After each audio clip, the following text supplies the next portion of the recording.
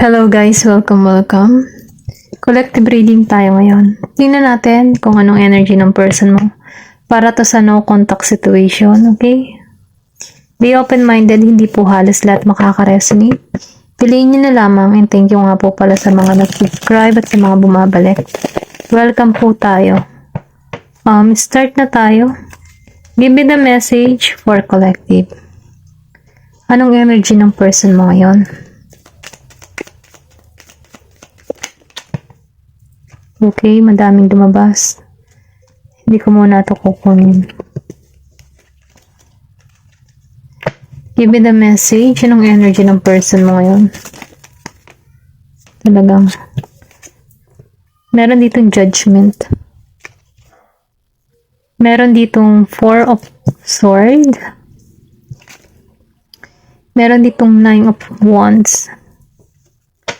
Give me the message. Anong energy ng person mo ngayon? Meron ditong strength, upright. Give me the message. Anong energy ng person mo? Meron ditong Queen of Cups. Give me the message. Anong energy ng person mo? The High Priestess, upright. Give me the message. Anong energy ng person mo? Meron ditong Knight of Cups. Give me the message. Anong energy ng person mo? Meron ditong 8 of Swords.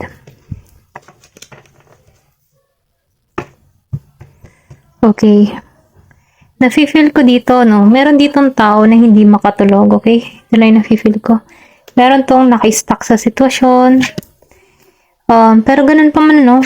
Meron ditong judgment na mangyayari.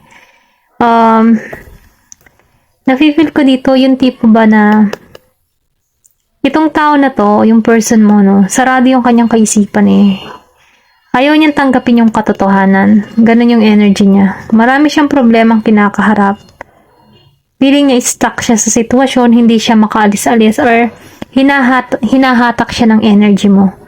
Yung tipo bang hindi siya makaalis sa kanyang nararamdaman dahil ginugulo mo siya. Yan, ginugulo mo siya ng kanyang kaisipan. Gumugulo ka sa kanyang kaisipan sa madaling salita. Na kung saan itong tao na to, feeling stuck sa sitwasyon or pwede ring sabihin na merong pangyayari sa inyo na sobrang bigat na itong tao na ito hindi niya maalis-alisan, okay? Ganun yung nafe-feel ko dito. Then, nafe-feel ko din itong tao na to, no? Meron ditong hindi nakakatulog, balisa, nababagabag, nakokonsensya. Kasi, meron tong ginawa sa'yo or pwede rin sabihin na meron kang nasambit dito sa tao na to na kung saan nagdala-dala niya yung bigat sa kanyang kalooban. Meron kang mga nasambit na salita or mabigat na salita na tumatak sa isipan ng tao na to. Okay? Ito na yung nafe-feel ko. Then, dahil lumabas si judgment, upright, ito yung inuusig na ng kanyang konsensya or pwede rin sabihin na ginigising na tong tao na to. Okay? Meron ditong nangyayari or nagaganap sa person mo na kung saan hindi niya maalis-alisan. Yung tipo bang trap siya sa sitwasyon. Hindi siya makatulog ng maayos, nababagabag. Okay? Ito lang yung nararamdaman ko. Meron ditong nababagabag. Maybe, sobrang pighati yung ginawa niya or ginusting ka niya or meron tong ginawa. Kasi, tipo ng tao na naka-blind siya eh. Kung makikita mo, naka-blindfold yung tao dito. Yung wala siyang makitang malinaw or wala siyang makita na nakaliwanagan, okay? Hindi niya maalis-alisan. Ganon. Or pwede rin sabihin na ito yung dito siya sinisingil, sa ganitong pakiramdam. Kasi, tipo na nahihirapan siya sa sitwasyon, okay? Meron kang person na Gemini, Aquarius, Libra energy. Meron din ditong Aries, Leo, Sagittarius. Meron din ditong Leo. Meron din ako nakikita dito Scorpio, Cancer, and Pisces. And then, ayun, okay. Yun lang yung nafe-feel ko. Then, dito, no, sa Nine of Wands, nafe-feel ko dito, no, itong person mo, nahihirapan siya sa sitwasyon niya, pero ganun pa man, ano, nakikita ko to ng sipag. Masipag tong tao na to, matyaga. Kaya lang, ano, itong tao na to, yung tipo na deep inside, duguan na to, yung sobrang meron tong dinadala. Pero ang ginagawa ng tao na to, nagpapaka-busy siya para malimutan niya. Malimutan niya yung mga nangyari sa inyo, okay? Doon siya nagtutuon sa pagpapaka-busy niya, sa pagtatrabaho niya, para malimutan niya yung nangyayari sa inyo. Pero ganun pa man, pero sa time ng pahinga ng tao na to, sumasaksa ka sa isip ng tao na to. Okay, talagang nafe-feel ko. Gumugulo ka sa isip ng tao nito. Kahit ba nagpapaka-busy siya para malimutan ka niya, pero sa oras ng pahinga niya, nakatrap siya or nakatrap ka sa kanyang isipan, okay? Ito lang yung nafe-feel ko. Yung tipo na hindi niya matakas-takasan yung mga yung energy mo. Hinahatak siya. Maybe matindi yung ginawa sa'yo ng tao nito, kaya ganun na lamang, ano, may pagka nakokonsensya na to or inuusig na to ng konsensya. Pero itong person mo, nafe-feel ko na, ano, nakapokus siya sa kanyang trabaho para makalimot. Nafe-feel ko din tong tao na to, ano, may tapang at lakas ng loob. Okay? Pero ganun pa man, ano, meron ditong pangyayari na sobrang, ano, ikinawindang. Hindi ko lang alam kung ano yung dahilan ninyo, no, kung bakit kayo nagkahiwalay dito. Pero dito, nakikita ko na meron tong nagawang masakit sa'yo na kung saan inuusig siya ng konsensya sa panahon ngayon, okay? Ito lang yung nafe-feel ko. Kasi nakikitaan ka ng tao nito ng tatag at lakas ng loob na parang isang leon. Or pwede rin sabihin na ito yung gusto niya mangyari sa kanya, okay? Yung magkaroon kayo ng, ano, ng katatagan sa bawat isa. Kaya lang, nakikitaan ka ng tao na to na protektado kayo, okay? Nafe-feel ka din ng tao na to na, no, malakas yung pakiramdam. Or pwede rin sabihin na nung magkasama kayo, no, nakitaan ka ng tagumpay ng tao na to. Kaya lang, kasi may nafe-feel ako dito na religyosa, misteryosa. Nahihiwagaan siya sa'yo, okay? Meron ditong letter B and G. May pagka-balance. Or pwede rin sabihin, ikaw yung tipo ng tao na balanse ka. Marunong kang humandle ng sitwasyon. Kaya mong i-balance yung sarili mo. Kasi malakas yung faith mo eh. Meron ka ditong nabigka sa tao na to na gumigising to. Inuusig siya, okay? Inuusig siya ng konsensya. Ito na yung nararamdaman ko. Maybe meron kang nabitawang salita or nagpakonsensya sa tao na to. Kasi nakikitaan ka ng tao nito, si Queen of Cups, sa panahon ngayon. Nakikitaan kung ikaw ay protektado. Merong mga gabay. Sinusunod mo yung inner voice, yung guidance mo, no? Nafe-feel ko kasi dito na ikaw yung tipo ng tao na malakas yung intuition, malakas yung kutob. Alam mo kung paano mo i-handle yung sitwasyon. Alam mo, marunong kang dumiskarte. Then nafe-feel ko din dito, marami kang problema pero naaalisan mo to. Dahil hindi ka pinababayaan dito. Binagabayan ka dito, binibigyan ka ng mga bagong idea para maalisan to mga problemang kinakaharap mo, okay? Meron ako nakikitang ganito. Nalampasan mo yung mga problema kasi kumakapit ka sa taas. Kasi may religyosa. Pero ganun pa man, ano, meron ditong nakahidden. Meron ka pa rin nararamdaman sa person mo, ito lang yung nararamdaman ko. Mahal mo pa rin siya, kaya lang, mas pinagtutuunan mo yung sarili mo, no? Yung mindset mo, yung paglago mo. Kasi, kung ipakikita mo yung nararamdaman mo, alam mong sarili mong ikaw lang din ang masasaktan. Yung tipo bang ginagamitan mo to ng logic, yung sitwasyon na meron kayo, okay? Pero ganun pa man, ano, meron ako nakikita dito, Knight of Cups, Scorpio, Cancer, and Pisces. Meron ding Leo.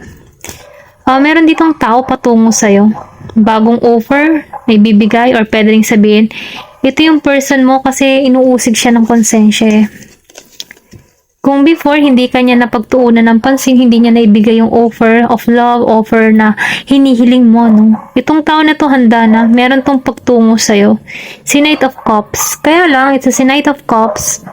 Huwag ka din masyadong kasigurado dito sa tao na to. Kasi ito yung tipo ng tao na takot siya sa sa malalim na connection, okay? Yung tipo ng tao na to, ito yung klase na may pagka-flirty, dadaanin ka dito sa landi. May pagkamalandi, ganyan. Then, pag nakuha ka na ng loob ulit nito, no, sisibat na ulit. Yung tipo ng, meron lang tong motibo. Ganun lang yung nararamdaman ko, okay? May pagkamotibo lang tong tao na to kung paano siya, kung bakit siya tutungo sa'yo. Kaya, mag-ingat ka din. Kasi, marami tong option. Ito lang yung nafe-feel ko dito sa tao na to. Yung tipo bang lilinisin niya yung sarili niya para makawala siya sa ganitong sitwasyon. Okay, pwede rin sabihin i-offer ka nito na sa friend. Pero ganun pa man nasa yung sitwasyon. Meron ako nakikita ditong tutungo sa'yo. Pasensya na sa ingay ng aso ha. Kung naririnig niyo man, huwag niyo na lang pansinin. Aso ng kapitbahay. Kaingay. Ayan, ito lang yung nafe-feel ko, no? May malakas ito yung kutob. Or makukutuban mo tong tao na to, okay? Marami kang pagsubok na nalampasan. Pero kung makikita mo dito, may hawak-hawak yung angel dito ng abundance. Sa abundance, itong isda. Kasi, isda means prosperity, abundance. I think meron dito in the near future na naghihintay sa'yo na kasaganahan. Ito lang yung nararamdaman ko, kasaganahan.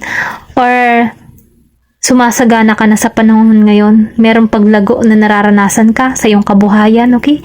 Ito lang yung nafe-feel ko, meron ditong taong ganun. Hindi po halos lahat makaka-resonate. Ito lang yung nararamdaman ko. Meron ditong tao na umaani ng kasaganahan. Then, itong tao na to, si Knight of Cups, meron tutungo sa'yo, offer, mag-o-offer para sa'yo, okay? Pero ganun pa man itong tao na ito, mahirap siyang, hindi to malalim ang connection, okay? Takot to sa intimacy, takot to sa yung pang long term, hindi to pang ganun, okay? Ito lang yung nafe-feel ko sa Knight of Cups. Hindi siya pang long term, pero iti patungo sa'yo. Gusto lang nito yung masabing na andyan ka, pero hindi to lalagay sa tahimik na. Kasi ang energy pa niya, Knight of Cups, yung marami pa siyang ini-explore, marami pa siyang gustong mangyari, okay? Pero ayaw niyang mawala ikaw sa buhay niya, pero yung tipo bang dyan ka muna, dyan ka lang, pero mag-i-explore muna ako. Ganon yung energy nito. Takot to sa commitment. Or pwede rin sabihin na meron tong issue before na kung bakit nagiging siyang ganito yung energy niya. Okay? Pwede rin sabihin na meron siyang past na hindi masaya. Kaya nadadala niya ito in the present. Kaya nararanasan or kung sino man yung nakaka-encounter ng tao nito, hindi to nag-i-stick sa isang tao, okay? Ito lang yung nafe-feel ko, may pagka mautak tong tao na to, okay?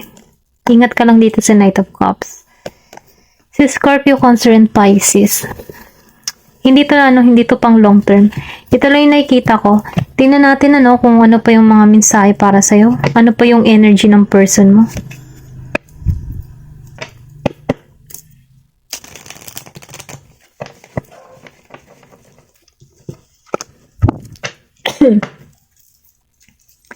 Give me the message. Hammer, sabotage, okay? Working on it. Rebuilding. Gusto nitong ayusin muli, okay? Yung tipo na babalik tong tao na to para ayusin muli ang connection nyo. Kasi ayaw niya may stuck na konsensya to.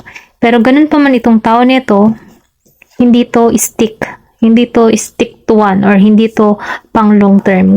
Takot to sa connection. Yung mas ayaw nito yung malalim na connection. Hindi to lalagay sa pag-aasawa, sa mga ganyan-ganyan. Hindi to ganito. Kasi ang energy pa niya, Knight of Cups. Ito lang yung nararamdaman ko.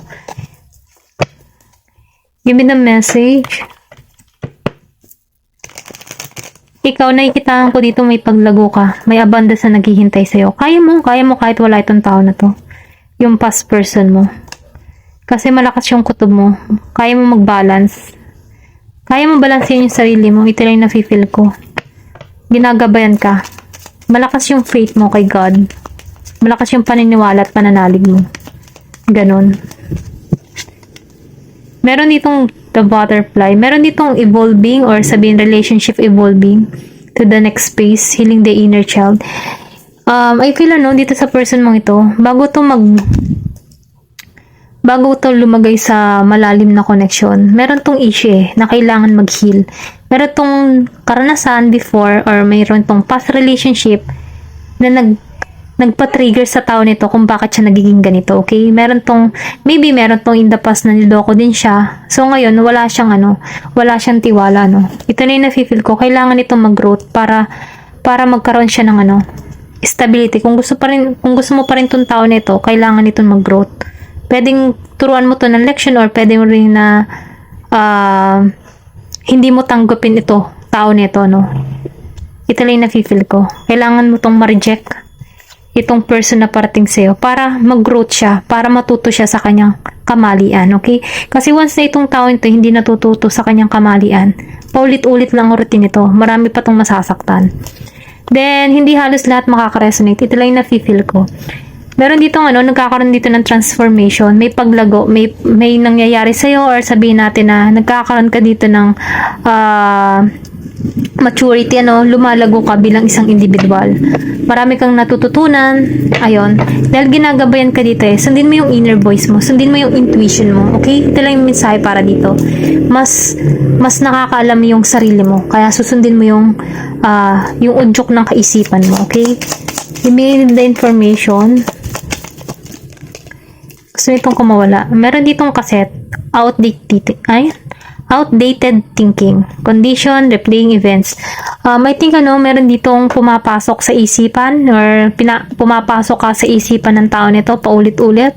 Parang cassette, paulit-ulit yung mga memories na ganap ninyo or mga bawat sandali na magkasama kayo. Okay? Ito lang nafe-feel ko. Merong ganun tao, namimiss ka. Meron ditong karmic relationship. So, itong tao na to, sinasabi dito na ito yung karmic relationship mo. Pwedeng sabihin natin na ikaw yung naging aral sa tao nito or pwedeng sabihin, itong taong ito naging aral sa'yo para mag-mature ka. Para makawala ka sa nararamdaman mo or para ma-develop mo yung sarili mo. Ito lang yung nafe-feel ko. Meron ditong aral, lesson. Then, kailangan mo pakawalan at mahalin yung sarili mo. I think, itong nangyayari sa'yo, pinaranas sa'yo itong experience nito para malaman mo kung paano mo pahalagahan yung sarili mo, okay? Parang tinuturuan ka dito na hindi lamang ikaw yung bigay ng attention, ikaw ang yung nagmamahal. Kailangan mo din pahalagahan yung sarili mo. Kailangan dito magkaroon ng equal and balance. Nang sa ganun, na kapag kasi may equal and balance yung connection, naka-align yan Alam mo yun, yung tipong ganun. Ito lang yung nafe-feel ko, kailangan mo ditong ginigising ka dito or confirmation dito na ito yung karmic relationship mo. Maybe in the past, in your past life, meron kang nagawang pagkakamali. So, ngayon, ito yung pagbabayad mo sa mga past na nagawa mo sa nakaraan. Ito lang yung nafe-feel ko. Merong ganon. Karmic relationship. Tinuturuan ka ditong mahalin yung sarili mo at pakawalan yung mga taong hindi na makakabuti para sa'yo. Meron ditong clock, mid-time. Kailangan mo dito ng oras, panahon, okay? Kailangan to ng oras para matapos yung cycle na nararanasan nyo. Kailangan mo dito mag-heal or matanggalan tong ganitong experience na naranasan mo. Or pwede rin sabihin na natapos mo na tong cycle na to, Nag-iintay ka na lamang. Ito lang yung na-feel ko. Meron ditong natapos na yung cycle. Give me the message. The runner. Meron ditong tumatakbo. So, sinasabi dito, na may pagka-codependent ang isa sa inyo. Or itong tao neto, Maybe ikaw yung tipo ng tao na magaling kang mag-advise. Binubuhos mo sa kanya lahat ng attention mo. Kaya itong tao neto, patuloy at patuloy na patungo sa'yo, Pero ganun pa man, nafe-feel ko dito na magtatakbo ka dito Ayaw mo yung ganun. Or pwede rin sabihin na takot ka na sa connection dito sa tao na to. Natatakot ka na. Ayaw mo na kasing maranasan yung mga experience na naranasan mo dito sa tao na to. Ito lang yung nafe-feel ko. Tingnan pa natin kung ano yung pinaka-mensahe para sa'yo. Ano yung gabay? Message?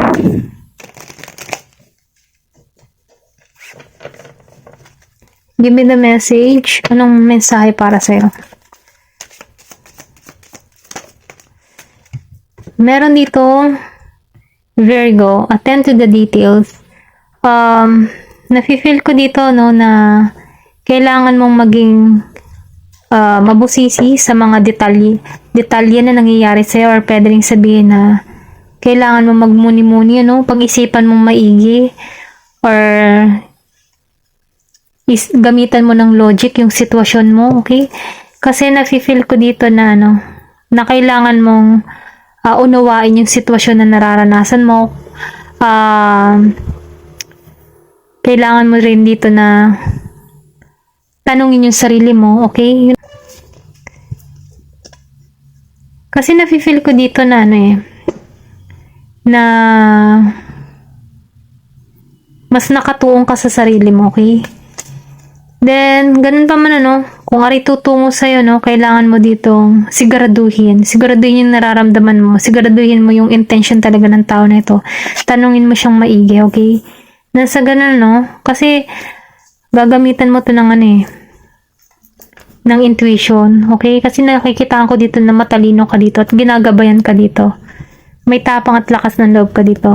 Kaya, sinasabi dito ano, na kailangan mong alamin bawat detalye kung bakit siya muling magbabalik sa buhay mo, anong kanyang interes sa'yo, ano ba ang intention niya, yung ganun ba, yung tipong ganun. Kailangan mong maging